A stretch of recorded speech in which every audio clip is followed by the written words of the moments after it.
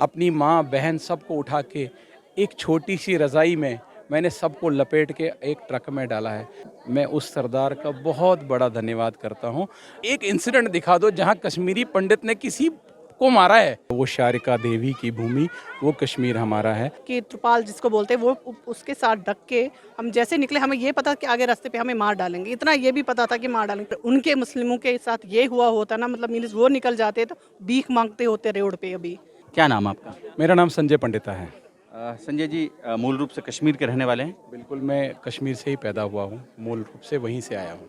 कौन सा जगह है कश्मीर में, कौन सा ज़िला? मेरी जन्मभूमि जहाँ मेरा जन्म हुआ उनके उस जगह का नाम था नुनर गांधरबल, माता खीर भवानी के मंदिर के पास वाली जगह है।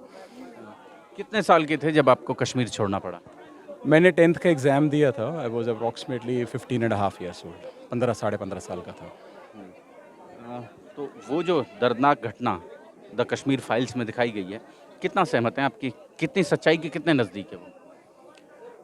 अगर मैं कहूँ कि उस पूरी सच्चाई का सिर्फ अभी तक भी सिर्फ 3% सच दिखाया गया है।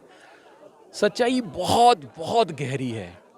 ये एक ऐसी त्रासदी है, आप उसमें कहेंगे मेरे को 1 सेकंड का भी ऐसा लगा कि कहीं उसने झूठ दिखाया, नहीं साहब, वो तो मेरी कहानी है। वो मेरे कृष्णा पंडित जो मेरा बेटा है उसकी कहानी है। वो एक संजय पंडिता की कहानी है। जो वो ड्रम में मरता है वो कोई और नहीं, वो फिर मेरा ही भाई था, मेरा ही मामा, जो उसने सिर्फ एक नदी मर्ग का इंसिडेंट दिखाया। अगर आप वंधामा इंसिडेंट देखेंगे जो 25 जनवरी को हुआ, और क्योंकि 26 जनवरी भारत का एक ऐसा महत्वपूर्ण दिन है, भारत को एक गिफ्ट देना है। कितने लोग? 26 पीपल, जिसमें एक 1.5 साल का बच्चा भी है। ऐसा गिफ्ट भारत को मिला कि तुम्हें याद करना है कि तुम्हें यहाँ से जाना है। तो क्या वो झूठ है? क्या पूरी फाइल झूठ है? क्या मैं आपके सामने झूठा हूँ? आज 5 लाख कश्मीरी तितर बितर हो गए। बहुत सारे सोल्जर्स ने अपनी जान दी। वो मैं ही था, वो मेरा ही भारतीय था जिसने अपनी जान दी है। तो क्या वो झूठ है? वो कहता है कि हमने तो नहीं मारे। तो भाई साहब, मेरे को एक इंसिडेंट दिखा दो जहाँ कश्मीरी पंडित ने किसी को मारा है या किसी को बोल के बोला मैं तेरे को मारता हूँ। नहीं मारा है। हमने आज तक कोई जंग नहीं करी, हमने कोई लड़ाई नहीं करी, हमने कोई बंदूक नहीं उठाई, मुझको भी दबाया गया, मेरे को पूरा ख़त्म कर दिया गया। हमारे आरे से कट जाते हैं, हमारी गर्दनें कट जाती है, हमारी माँ बहनों का रेप हो जाता है, लेकिन हमने तब भी बंदूक नहीं उठाई। ऐसा क्या है मेरे खून में? मैं आज अपने बच्चे को दुर्भाग्यवश कभी बता नहीं पाया, देख बेटा मैं भगोड़ा हूँ नहीं, लेकिन क्या करूँ, भारतीय हूँ, इसलिए मन में भारत की भावनाएं लेके पैदा हुआ था। और वही आज आके कहीं ना कहीं धक्के दुक्के खा के, कभी देहरादून, कभी दिल्ली की गलियों में, कहीं जम्मू की गलियों में। अभी फरीदाबाद में अगर हम बात करें तो कितने कश्मीरी परिवार हैं जो यहाँ रहते हैं?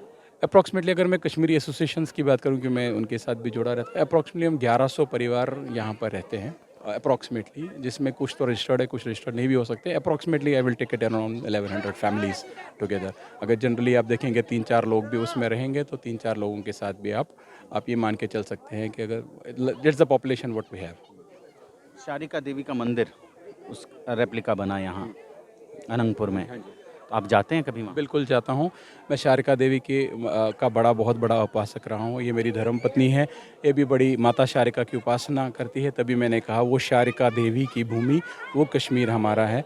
अगर आप रेप्लिका देखेंगे वो जो हमारे जैन कौल साहब ने बनाया था, और शायद यही एक बड़ा वास्तविक सत्य है कि मैं फ़रीदाबाद में आके बसा, कि मुझे एक ऐसा माहौल मिलता है यहाँ कि मैं अपने कश्मीरी भाइयों के साथ मिलूँ, मैं अपने सब लोगों से अपनी बात करूं। मैं आज अगर ज़ोर से आवाज़ भी दूं किसी को तो कोई मुझे सुनता है। शायद मुझे कोई भट्ट बोले, भट्ट साहब कैसे हो, पंडिता जी कैसे हो, तो मुझे अच्छा लगता है।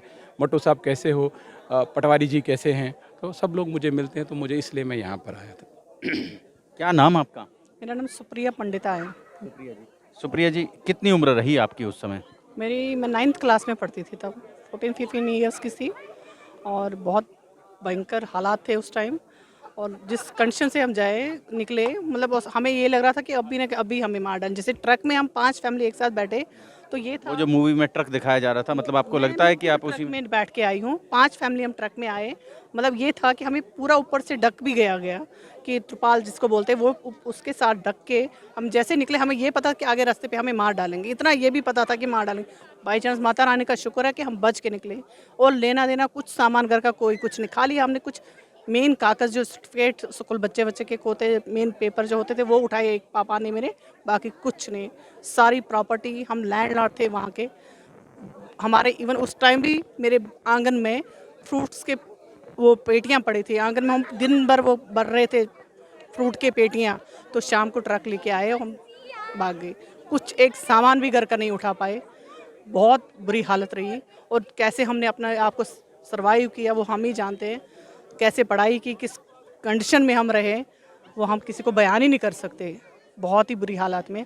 और मगर ये एक हमारे पास एक प्लस पॉइंट था, मेरे पापा मम्मी ने इतनी मेहनत की कि हमें बच्चों को पढ़ाया लिखाया और इस पोजीशन पे बनाया कि हम सारे आज सारे भाई बहन एजुकेटेड है, वेल एजुकेटेड है और अपने अपने घरों में अच्छी तरह से खुश है। ये मैं कहती हूँ, अगर उनके मुस्लिमों के साथ ये हुआ होता ना, मतलब मीन्स वो निकल जाते तो भीख मांगते होते रोड पे, अभी कुछ नहीं होता। न पढ़ाई उनको है क्या, एक पत्थर मारना और गन उठाना ही है उनके हाथ में, और कुछ नहीं है। वही करते आए, वही कर रहे हैं, और कुछ नहीं उनके पास। अब ये हमारे साथ जो हुआ, हमारे साथ माता रानी का कृपा रही, हम बच गए। मतलब हमने अपने आप को आज आज महिला अधिकारों की बात होती है, वीमेन राइट्स की बात होती है, तो आपको लगता है कि उस समय वो बिल्कुल ख़त्म कर दिए गए थे वीमेन राइट्स, और महिलाओं के साथ जिस तरह का हाँ बिल्कुल, बहुत ही बुरी हालत कर रहे थे। लेडीज़ को डरा धमका के बुरी हालत, मतलब गलत गलत बातें बोलते थे, परेशान करते थे। तो उस हालत में तो रहना कोई पसंद नहीं करते थे। सब बिंदी लगाने के लिए सब प्रतिबंध है। दुपट्टा इवन आप ह्यूमन राइट्स की बात करते हो, अगर कोई लेडी अपने माथे पे बिंदी लगा के चली जाती है और उस जैसे आप उसको देखते हो तो उसको ये बात तो तय है कि अब उसको कमेंट सुनना ही सुनना है। मैं उसका भाई होके भी रिवोल्ट नहीं कर सकता। क्यों? अगर मैंने रिवोल्ट किया तो मैं आइडेंटिफाई हो जाऊंगा और फिर मेरे शायद टुकड़े भी नहीं मिलने वाले। तो मैं ये सोचता हूँ कि जो उसने बोला मैंने कहा, अनसुनी करके चल दिया हूँ। आपने ट्रक में जाने की बात करी साहब, मेरे को आप बताइए कौन सा 15 वर्ष का बालक अपनी माँ बहन सबको उठा के एक छोटी सी रज़ाई में मैंने सबको लपेट के एक ट्रक में डाला है। मुझे नहीं पता वो सरदार जी कहाँ हैं आज। मैं उस सरदार का बहुत बड़ा धन्यवाद करता हूँ जो, अगर आप मेरे गांव की एक नदी बहती थी वहाँ पर वो ट्रक धो रहे हैं। मैं डर डर के प्यार से उसके पूछा, सरदार जी कैसे हो, कहाँ से आए हो? वो मुझे पूछ रहा है, मैं जम्मू से आया हूँ। फिर उसे प्यार से थोड़ा अपने, मुझे लगा कॉन्फिडेंस में आया, तो मैंने उनको पूछा कि साहब सरदार जी क्या आप मुझे जम्मू तक छोड़ सकते हो? बोला कब जाना है? मैंने शाम को जाना है। मैं शाम को नहीं जाना है, आज रात को जाना है। बोला कैसे? आज तू मुझे बचा ले। पैर पड़ गया, देवराज भैरव की कसम उसके पैर पड़ गया हूँ। 15 वर्ष का एक बच्चा जब किसी ड्राइवर के पैर पड़ता है तो क्या विदारता होगी। क्यों? मेरे पिताजी जम्मू से उसी दिन वापस आए और रात को बॉम्ब ब्लास्ट पे बॉम्ब ब्लास्ट हो रहे हैं दाएं बाएं। मेरे चाचा जी का नाम उस तख्ती पे लिखा गया है, Pooran Krishna Pandita, you will be killed tomorrow. दादाजी का नाम लिखा गया, लसकोल, you will be shot dead tomorrow morning. अगर मैं आज रात को नहीं जाता हूँ तो कल तो मरता ही मरता हूँ, क्योंकि मैं 16 वर्ष का हूँ इसलिए मेरा नाम नहीं है। जो भी 18-19 वर्ष से ऊपर का, क्या कोई मुझे बता दे कि पाकिस्तानी मेरे नाम को जानता है? जब तक मैंने अपने अंदर के किसी आदमी ने उसको नाम नहीं लिखाया तो क्या वो किसी और को जानता था? भाई मैंने ही तो नाम दिया, कोई और नहीं आया था बाहर से। वो तो उसको भड़काने जरूर आया था। क्या तेरी बुद्धि भ्रष्ट है? क्या मैं आपको बोलूं कि भाई साहब कूद जाओ, क्या तुम कूद जाओगे? क्या हो गया है? क्या मैं वो नहीं हूं जो तेरे साथ पढ़ा लिखा हूं? क्या मेरी माँ ने तेरे को रोटियां नहीं खिलाई? जैसे मेरी माँ ने रोटी मुझे खिलाई वैसे उस बच्चे को भी खिलाई, क्योंकि वो तो बच्चा ही समझती थी उसको। कल वो जाके मेरे ही कनपटी पे पीछे बंदूक लगा के मारता है तो कैसा लगता है? बेटा कराटे सतीश के साथ पढ़ता था, उसके साथ खेलता था, उसकी माँ उसको रोटियां खिलाती थी, वही बेटा कराटे आके सतीश को मारता है। ये कैसी विडंबना है? यही मेरे साथ भी हुआ।